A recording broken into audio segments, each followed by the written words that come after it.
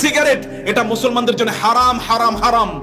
কোন মানুষ বলতে পারে না যে সিগারেট হালাল, কোন মানুষের পক্ষে বলা সম্ভব না। যারা বলেছে এটা মাকরু তারা ভুলের মধ্যে আছে, তারা একেবারে তারা পরিপূর্ণভাবে তারা ভুলের মধ্যে আছে। জিনিসটা হারাম হারাম হারামের মধ্যে কোনো সন্দেহ নাই। কারণ এই জিনিস খাওয়ার আগে বিসমিল্লাহ বলা যায় না, খাওয়ার পরে আলহামদুলিল্লাহ বলা যায় না। এটা প্রচন্ড দুর্গন্ধময়, এর মধ্যে জাহান্নামের 3টি উপাদান আছে, এর মধ্যে জাহান্নামের আগুন আছে, এর মধ্যে জাহান্নামের ধোঁয়া আছে এবং এই জাহান্নামের দুর্গন্ধ আছে। কয়টা উপাদান আছে জাহান্নামের? জাহান্নামের 3টা উপাদান এর মধ্যে আছে। এটা কোনো মানুষের সামনে খাওয়া যায় না, ভালো মানুষের সামনে খাওয়া যায় না, পিতামাতার সামনে খাওয়া যায় না, আলেম ওলামার সামনে খাওয়া যায় না, মসজিদে গিয়ে খাওয়া যায় না, টয়লেটে গিয়ে কেবলমাত্র খাওয়া যায়। কত নিকৃষ্ট এগুলো মুসলমানদের মুখে কিভাবে উঠে? এখানে যারা আছেন এখন শপথ করে বলবেন এই যে সিগারেট বা ইত্তকার আপনারা গ্রহণ করবেন না, হাত তুলে বলেন। অনেকে ভয়ে আছে, এতদিন খাইলাম এখন কি এটা ছাড়িয়ে দেবো? বলুন না, হিম্মত করুন, আল্লাহ তাআলা শক্তি দেওয়ার মালিক। বলুন আল্লাহ আর এটা কখনোই স্পর্শ করব না। বলতে পারবেন তো নাকি? এটা বলুন, আল্লাহ সুবহানাহু ওয়া তাআলা যেন আপনাদের জন্য সহজ করে দেন। রমাদান আসছে সামনে, প্র্যাকটিস করেন না।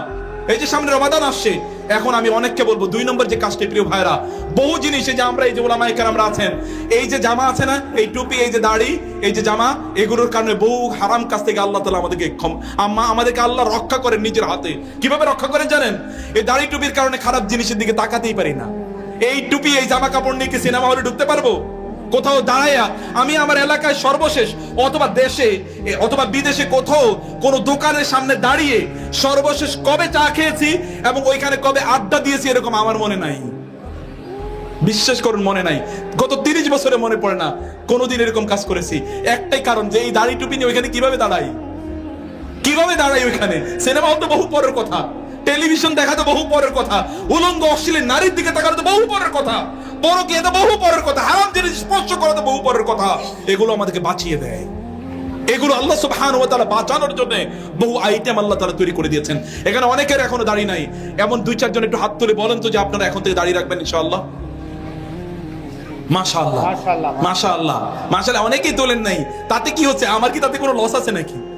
আমাদের কাজ হচ্ছে এই যে আমার শাহিদ ভাই এবং ওই যে ওলামায়ে কেরাম, আমাদের কাজ হচ্ছে দিনের কথা বলে যাওয়া।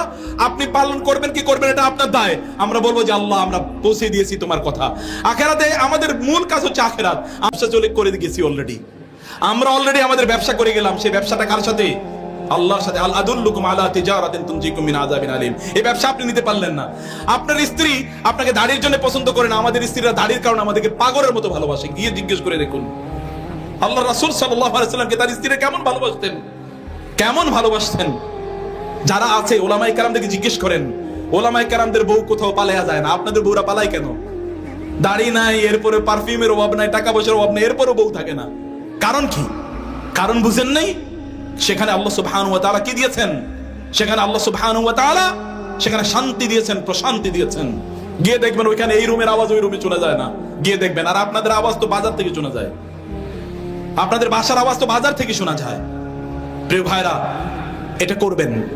তাওহীদ পূর্ণ জীবন যাপন করুন, শিরক থেকে নিজেকে রক্ষা করুন, শিরক থেকে নিজেকে বাঁচান। ইবাদত হবে কার? কেবল আল্লাহর। দোয়া হবে, প্রার্থনা হবে কার? মান্নত হবে কার নামে? কোন ব্যক্তি যদি আল্লাহ ছাড়া অন্য কারো নামে মান্নত করে, অমুক বাবা তমুক বাবা, তাহলে ওই ব্যক্তি ফাকাদ আশরাকা, সে ব্যক্তি শিরক করলো। আর যেই ব্যক্তি আল্লাহর সাথে শিরক করে, ফাকাদ হারামাল্লাহু আলাইহিল জান্নাহ ওয়া ওয়াহুন নার, আল্লাহ তাআলা তার জন্য জান্নাতকে হারাম করে দেন এবং তার জন্য জাহান্নামকে চিরস্থায়ী